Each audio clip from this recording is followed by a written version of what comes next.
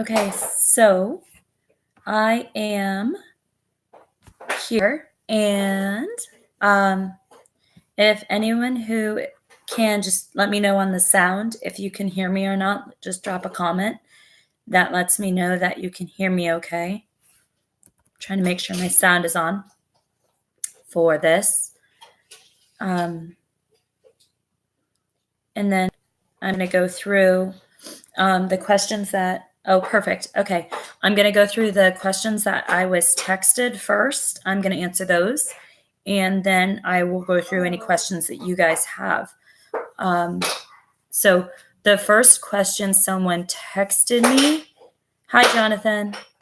Hi, Alejandro. Hi, Puppy Tracks. I don't know who you are.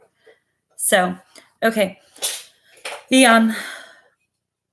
The first question I was texted was about AS versus A level. So this isn't content related. This is just test related.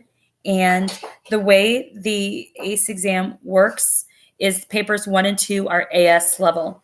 So if you pass paper 2 and you pass paper 1, which is tomorrow, but you did not pass either paper 3 or paper 4, you would still get AS credit.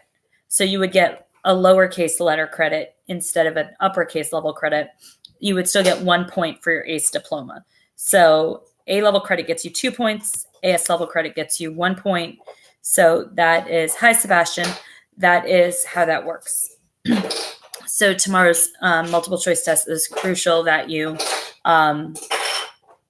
prepare for and you study for. So I'm sorry, I'm sitting in my kid's bedroom. So I'm trying to set the computer up for it like a pillow. Okay. All right. So that was the first question that somebody texted me about. The next question someone texted me about was deficits and surpluses. And what he said was that doing a lot of practice exams, he noticed there's tons of questions on Braddock. Braddock, can you be a little bit quieter with the choo-choo train, please? There's a lot of questions on deficits and surpluses. And but the trucks will break it. I understand, honey, but just be a little bit quieter, please. Thank you. So when we're looking at deficits and surpluses, how we fix them or what causes them, what we have to do is make sure we know which type of deficit or surplus they're talking about. And there's two that I jotted down. If you come across a different one, let me know. The first is a budget surplus versus a budget deficit. Now, a budget surplus is when you make more money than you spend, and a budget deficit is when you spend more than you make. So the actions to take there could be adjusting your price or product surplus versus product deficit. You can adjust your price or quantity accordingly. Now, the other surplus and deficit that comes up is a trade surplus or a trade deficit. A trade surplus is when we sell more than we buy. Mommy, I need one of the little pieces. Okay, well, look in your train bucket to find one of those little pieces. All right. And a trade deficit would be. Okay, Braddock, honey, I'm talking to them on the computer. Can we wait for a minute for this conversation? Thank you. So a trade deficit is when we buy more than we sell. So we're importing more than we're exporting. And a trade surplus, we're exporting more than we're importing. So how do we go about changing those? Well, for budget, it's choo-choo trains and they're loud. For the budget, if the government has a budget surplus, what they would want to do is they have a lot of money, so they can either increase government spending or they can cut taxes. Either way would end that budget surplus and bring us back down to even. If the government has a budget deficit, then what they need to do is cut spending or increase taxes. Yay. Hi, Robert. And then if it's trade, we're looking at imports and exports. So if we have a trade surplus, means we're selling a lot to the rest of the world and importing a little bit. That might sound like a good thing, but typically countries that are running a trade surplus have a lower standard of living because They're not buying things from other countries. They're not benefiting from specialization. So that's not necessarily a good thing. Running a trade surplus is not always good. While on the balance sheet, it might seem like a good thing to sell more than you buy, it's not always the best situation to be in. Because remember, trade creates wealth. So the more trade we have going on, the wealthier the nation is going to be. A trade deficit, meaning we're buying a lot and we're not selling a lot, is going to be something that we're going to have to mess with in regards to creating better products or increasing our specialization, increasing our productivity, investing in education or technology, increasing our PPC curve, increasing aggregate supply. I'm sorry if you can't hear me over the choo train bucket. Hey, Braddock, can you come here? Okay, so increasing aggregate supply, that means our country's going to produce more and hopefully export more. That would help. The other thing we could do, can you say hi? Hi. Hi, can you now be quiet? But I have a dig in the tray box. Okay, can we dig quietly? But mine Cooper yarded so. I know you're scooping a lot of stuff, but it would really be better if it were quiet. If you can't be quiet, honey, I can't sit in this room with you. I'm going to have to leave the room. Do you want me to stay in here?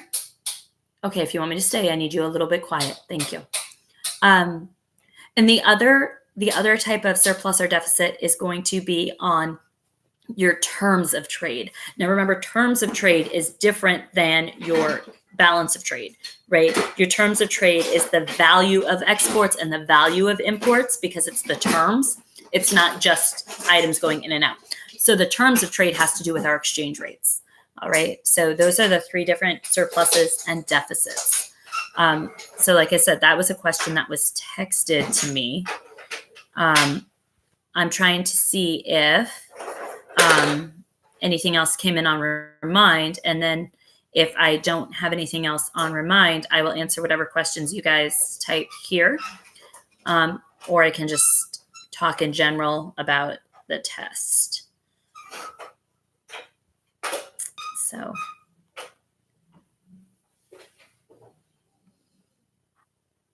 right,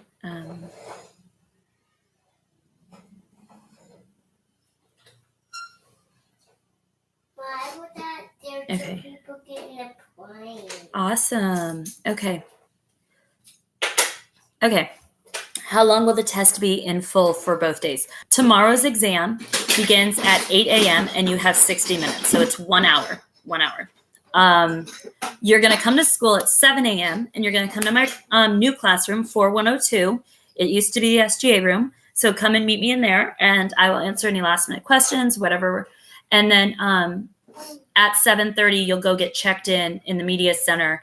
And then you'll be escorted by your individual proctors to your individual rooms.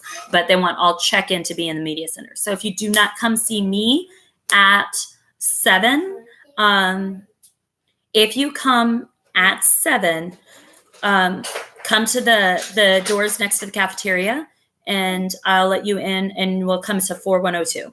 4102. That's my new room. And if at 7. 7:30, you have to go get checked in. And yeah, 1 hour, 60-minute multiple choice test starts at 8 a.m. It'll be done at 9 a.m. Then on Wednesday, we're going to do the same thing, except the test on Wednesday is paper 3. That one is 1 hour and 15 minutes because it's a little bit more difficult level of questions. So that one will be 1 hour and 15 minutes on Wednesday. 30 multiple choice questions. Both exams are 30 multiple choice questions. So there is that. I'm trying to think.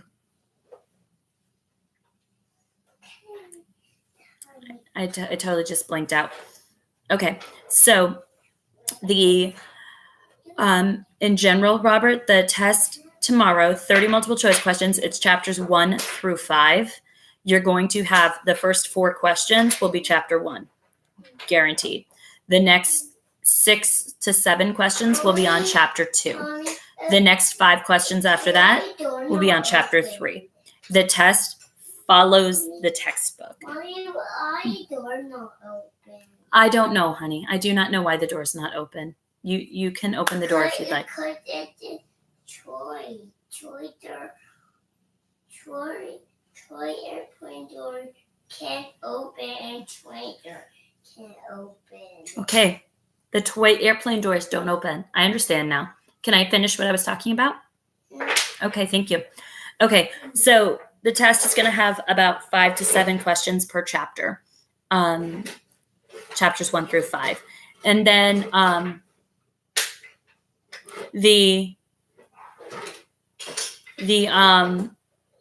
paper 3 on Wednesday is also 30 questions, and it's going to be the same thing for chapters 6 through 10.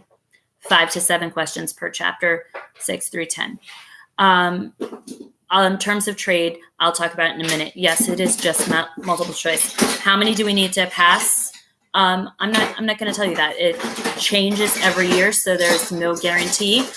You need to aim for a minimum. I'd say aim for a minimum of 15 questions. That 15, because that's 50%.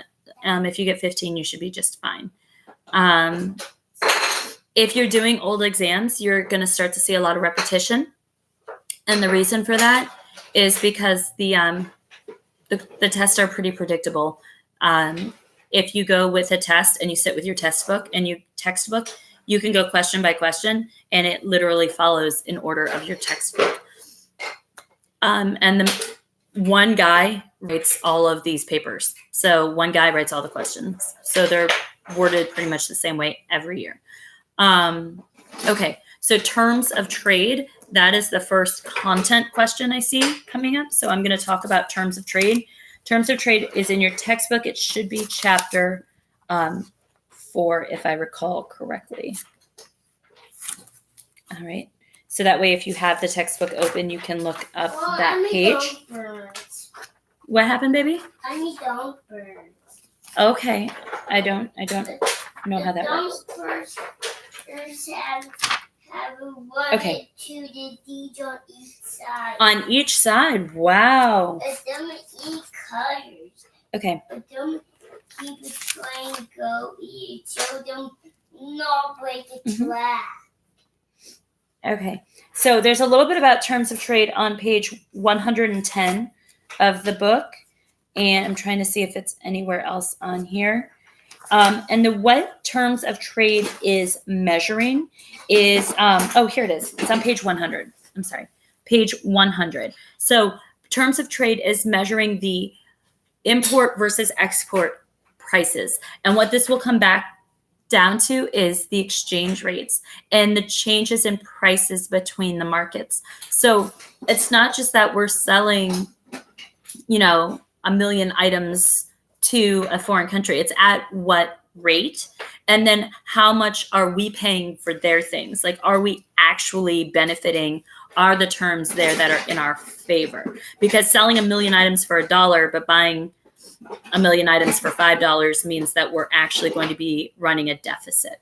So it's not just items that we're looking at or what we're trading, but actually the exchange rate and the prices that we're paying to make sure that we're benefiting as a country. So on page 100, they go into the terms of trade and the index measures. Remember that we played a whole game on indices and how to build an index. And when you have an index, you find the numbers from a base year and you set them equal to 100. And then they measure all the change off of that.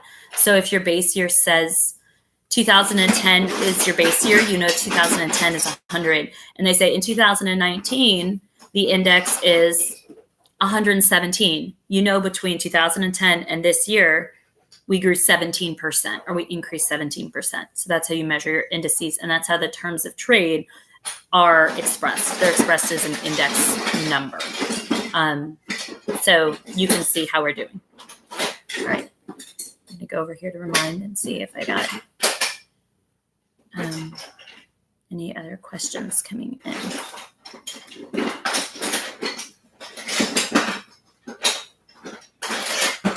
Kelsey, why the long faces?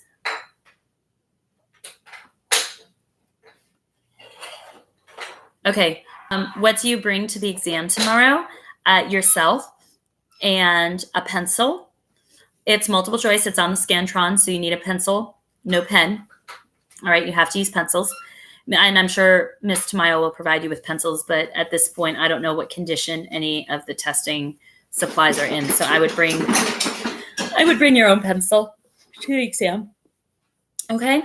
But otherwise, that's it. You're going to get the Scantron. It's that orange one. It looks just like the one you used for your final if you're a junior.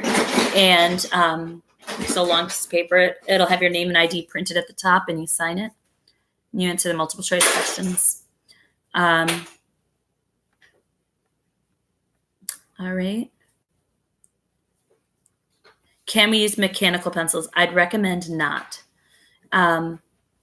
These are scored like a Scantron, and I wouldn't risk not using a number 2 pencil. And a lot of times when they scan these, ACE doesn't like grade the actual paper. They scan them into like the computer, and then they email the files. So not our testing center. Like we ship them to their center, and their center does that. So when you use or write lightly or those kind of things, it doesn't register as an answer. So I wouldn't do that. All right. Mom, look, I did.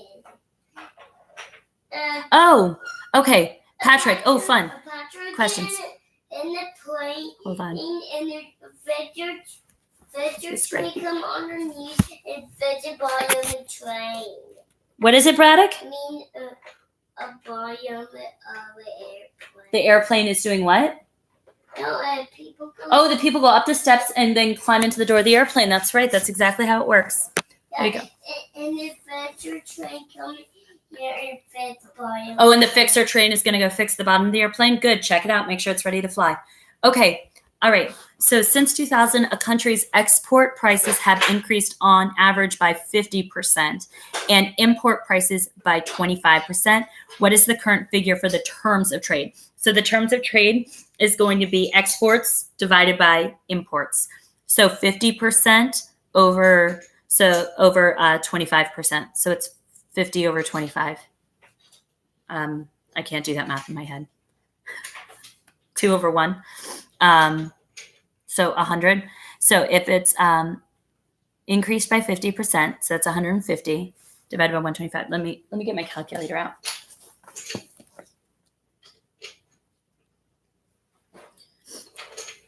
Oh, and you are allowed to use a calculator on the multiple choice exam.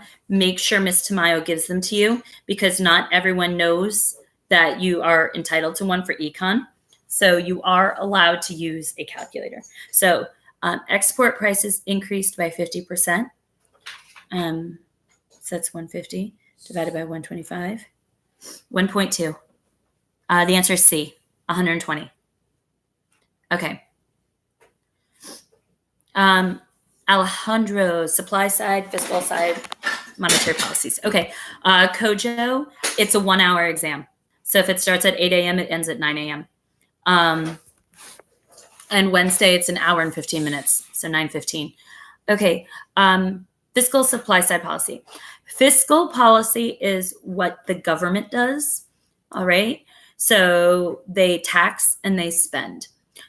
Monetary policy is what the Federal Reserve, the bank, does, and they work on the money supply and interest rates. That's what the bank has. And then supply side policy is what we can do to increase our aggregate supply for the country. That's increasing our factors of production, technology, labor, bettering our labor, specialization, education, training, anything like that.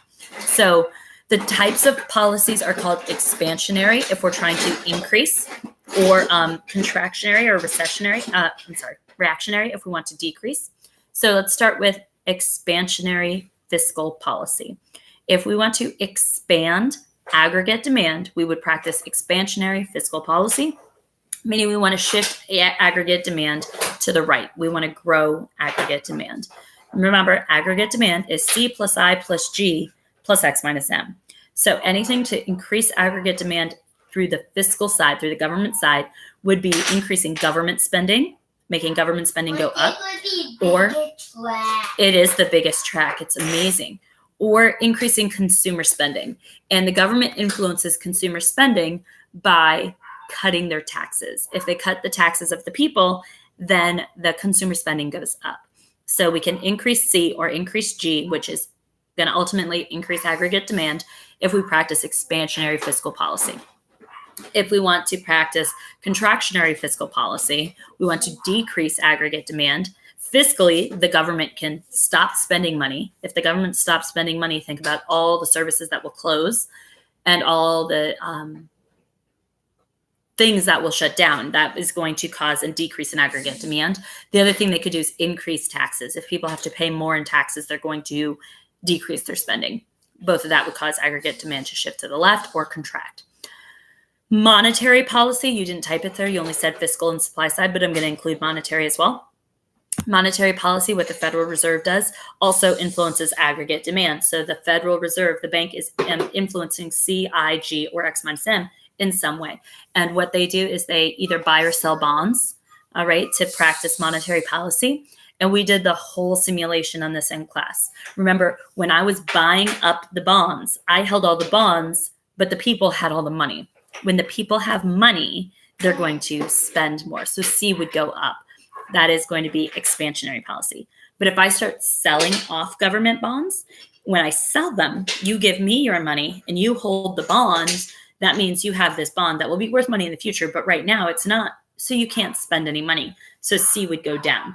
That would be contractionary policy. Right back. Okay, thank you for being right back. Go somewhere. The other thing that they can do is change the interest rates, and that influences consumer spending as well. When interest rates are really low, people spend more money because they can get more money. So you could go buy a new car at an interest rate of 1%. That's a great deal. But when interest rates are 10%, you're not as likely to go buy a car or a house. You don't want to do that. So when they raise interest rates, consumer spending goes down because the propensity to save goes up. If you're making 10% on your savings account, you're going to put all your money in the bank. So you're not going to spend. C would decrease. Now, if interest rates go down, you're going to spend more and save less. So C would go up. So that is expansionary and contractionary monetary policy. For our supply side policies, the goal is to increase aggregate supply, and they do that through same means of increasing the production possibilities curve or pushing it outward. We want to make sure that we specialize, have increased education or increased training programs, get our people to be the best workers they can be, or we invest in new technologies, we're more efficient productively, or we find new resources or better ways to use our resources within our country. That would increase aggregate supply. So there is that. All right. How do you fix a current account surplus or deficit? Okay. Well, the current account surplus and deficit, Alejandro, I hope that answered your question. I'm going to move on to the next question. Kojo, I already did yours. Alejandro, if you still have follow-up questions, let me know. Okay. So Patrick, I don't know if you're on here at the very beginning, but I did talk about surpluses and deficits a little bit. So I did not mention the current account. Now, in the current account, remember, is half of the balance of payments. Okay. So we have the current account and the capital account. But remember, because it's the balance of payments, they always have to balance. So that's the first thing you have to remember. If we have a current account surplus, we are running a capital account deficit. But if we have a current account deficit, we have a capital account surplus. So they always have to equal each other out. Okay, so when you have a current account surplus, the current account is our trade in goods and services, and the capital account is our money. All right, so if we have a current account surplus, that means we're trading a lot. We're running a capital account deficit. So what we need to do is maybe increase the interest rates in our country. If our interest rates go up, that means our capital account is going to look a lot better. People are going to want to put their money into American banks because they're going to get a lot more interest. So hot money flows from other countries into our banks. That means they're not going to buy our products. They're going to put up their money into our banks. Now, if they're doing that, our capital account is going to increase, but our current account is going to decrease. So that deficit is going to decrease in the capital account, and the surplus is going to decrease in our increase and decrease in the current account, bringing them more in line with each other. Now, if we have a current account deficit, and a capital account surplus, that means we have a lot of money invested in our country, but we're not trading a lot. So what we want to do there is we can change our currency values. We can make our products more attractive, make people want to buy our stuff more. And then once they start buying and selling, all right, our current account is going to increase and our capital account will go down. Okay. So that's the trick though, is people always forget that if we have a current account surplus or a current account deficit, that means we're running the opposite in the capital account because the balance of payments must balance. Also, I believe, let me check the textbook. I'm going to tell you where this is in the textbook, just so you can follow up. Okay, page 90 in the textbook. And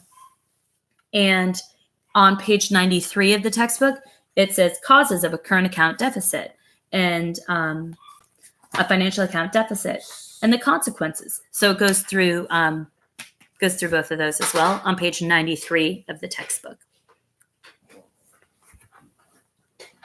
Oh, hold on. People are texting me on Remind, so I have to double check and make sure I answer those questions.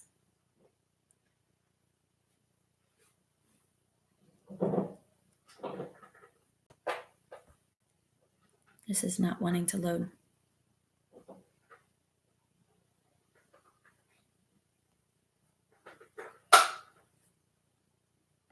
Okay.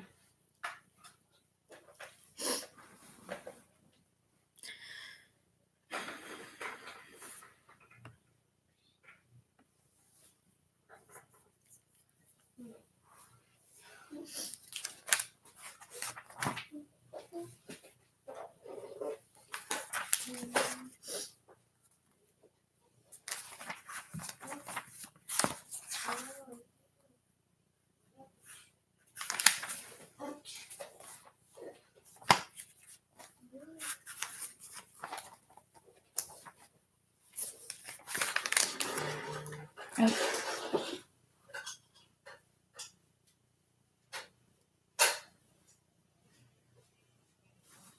All right, hold on. Someone just texted me a question.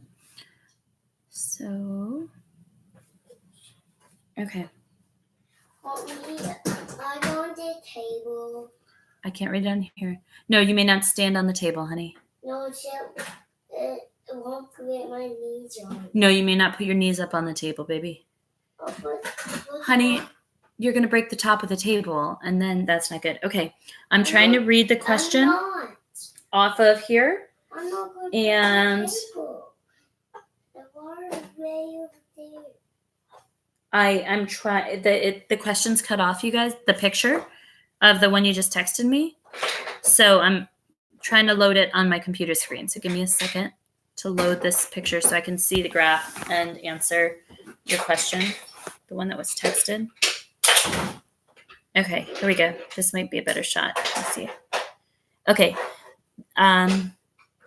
The tax per unit is the distance between the... Oh, okay. So what you are asking is on a graph how you find the value of a tax. And you need to know this because it's the same answer. If you stand on the table with your legs or your feet or your knees, you will break the table. How you find the value of a tax or a subsidy, and the distance, it is the distance between the two supply curves at any quantity. Okay, so as long as it's a proportional tax. So here in the question, someone sent me this graph. It's asking, how did you find the tax per unit? Well, pick a quantity and measure the original price and the new price. And the distance between those two lines is going to be the value of your tax. So that's why in the picture you sent me, it is $7. I know that's not helpful to anyone else, but that is how you find it on the question that you just texted me. I could try and show it to you on my screen, but it's cut off. So, all right. Okay. Oh, here we go. Here is I don't know if you guys can see this or not. So there's the graph that someone texted me. And it said, the question is, how do you find the value of the tax? So you can see your original equilibrium price is $15. Your new price is $17. So the price went up $2 for this good, but that's not the question. The question is, what's the value of the tax? So what you need to do is say, for 100 units, okay, it used to be 15, and on the other supply curve it is 8. Well, what's 15 minus 8? 7. So the tax is $7. Or you can find it at 130, and that would be 17 minus 10, and it's still $7. So the value of the tax from that graph would be a $7 tax. Okay, so I hope that answers your question.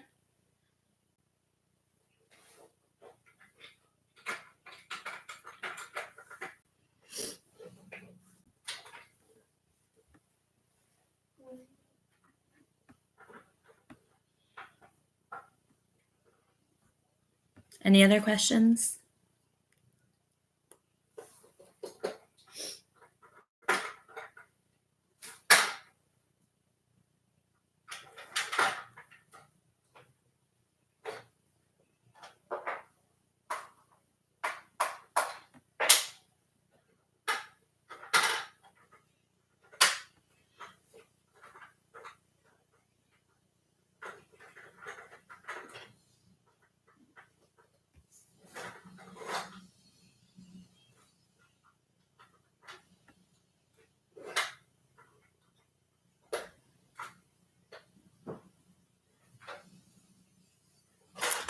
All right.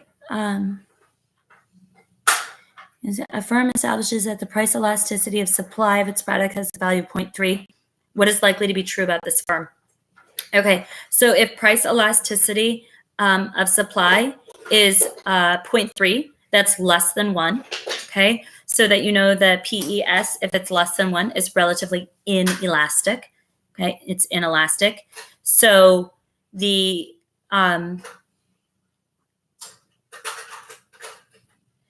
that tells me that this firm is going to have a product that they cannot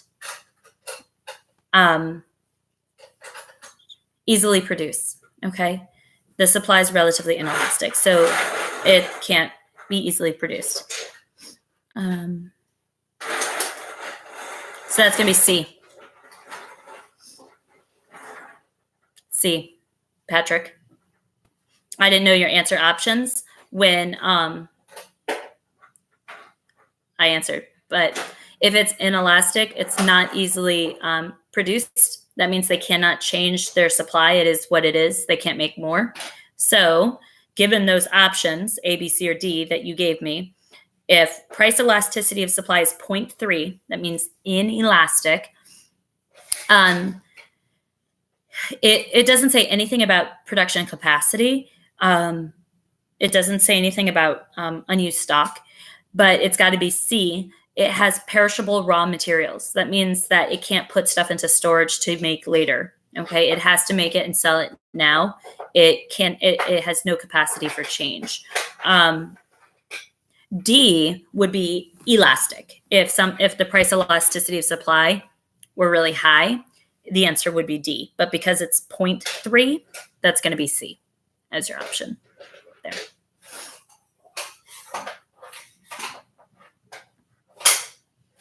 This is fun. I don't know where you're getting the questions from, but it's good.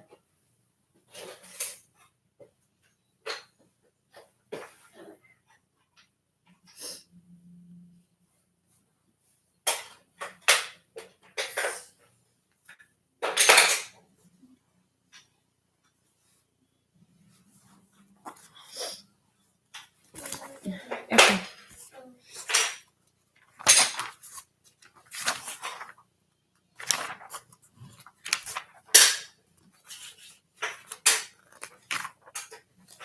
Okay, so you guys seem to slow down on questions, so I'm going to go through each chapter. Chapter 5 was the government macro intervention, and the main focus of the chapter is fiscal supply side monetary policies. I already explained those, so unless you come up with a specific question, I'm going to say we're done with that. Now let me flip to chapter 1. Chapter 1, lots of pretty basic stuff. Factors of production, how they're used, opportunity cost, how you compute opportunity cost if you're given a graph. And then once you're looking at opportunity cost, you have to remember that the opportunity cost is what you sacrifice or give up when you move from one point to another. So if you're gaining of one thing, what are you losing of the other thing? Okay. You also have to understand positive and normative statements. There's almost always one question on positive versus normative.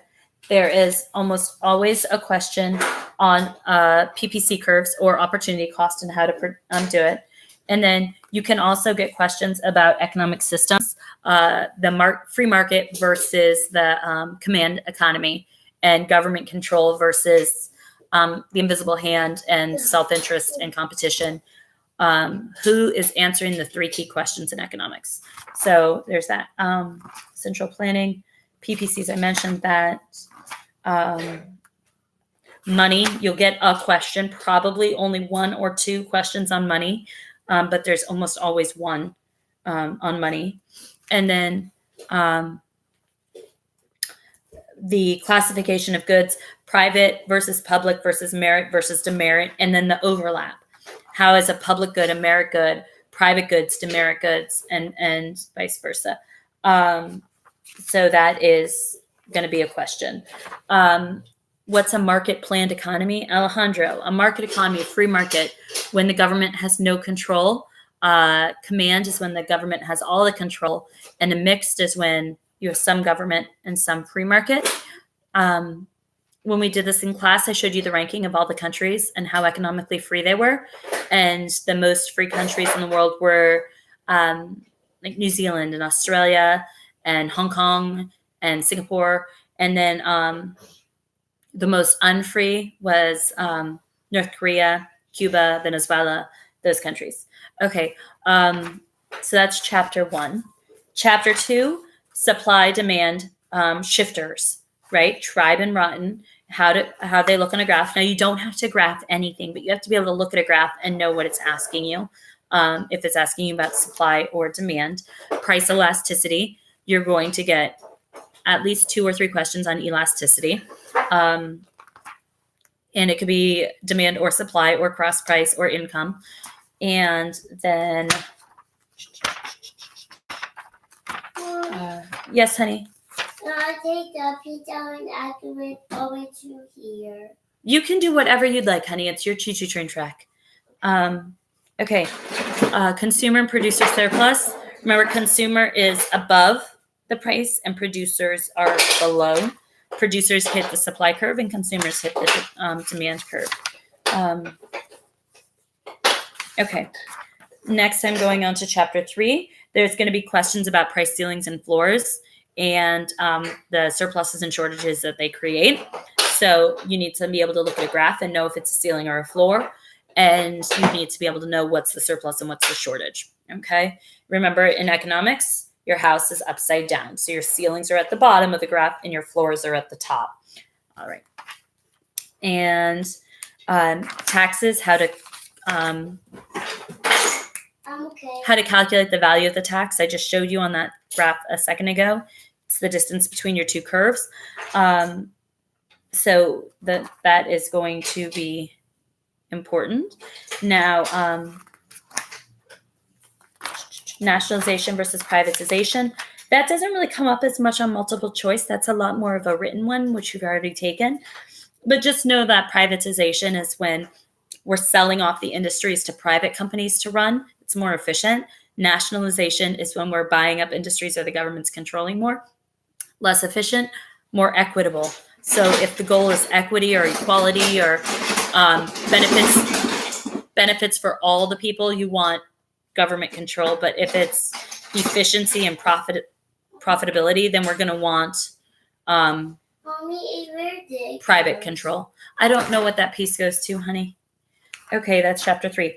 And then finally, chapter 4 is aggregate demand, aggregate supply. Remember, aggregate demand is C plus I plus G plus X minus M. There have been tests in the past where that was one of the questions. What is aggregate demand? So there's that. And then also when you have short run aggregate supply versus long run aggregate supply, remember long run aggregate supply is a vertical line, okay? Because we're maximizing our output on our PPC. We cannot go anymore. We absolutely have it all. And then inflation. Inflation and changing in prices. Remember, that's when our price levels change between aggregate demand and aggregate supply. And then balance of payments was the current account and capital account, financial account that I mentioned earlier. So that's there. And then finally, exchange rates and understanding how we measure our exchange rates comparing the two currencies. Remember that you can't have appreciation of both currencies at the same time. If one is appreciating, the other has to be depreciating because they have to move in opposite directions, okay? They can't appreciate against each other. That's impossible. Okay. Terms of trade I talked about at the beginning. Oh, the last thing in this one is absolute and comparative, absolute advantage and comparative advantage.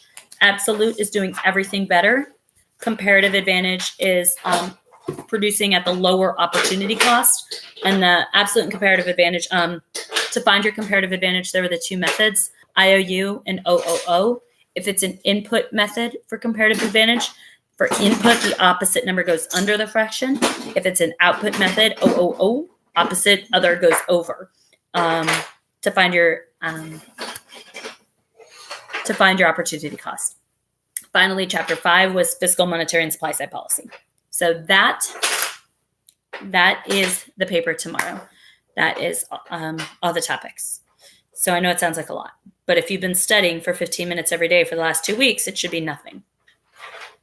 You haven't been studying, but you should have been. Why are you going to the tunnel? That's a good idea.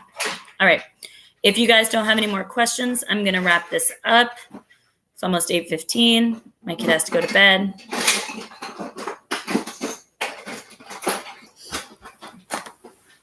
Braddock David, what?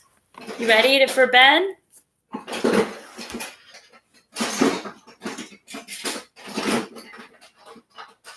We're good? You guys are good? As good as you're going to be?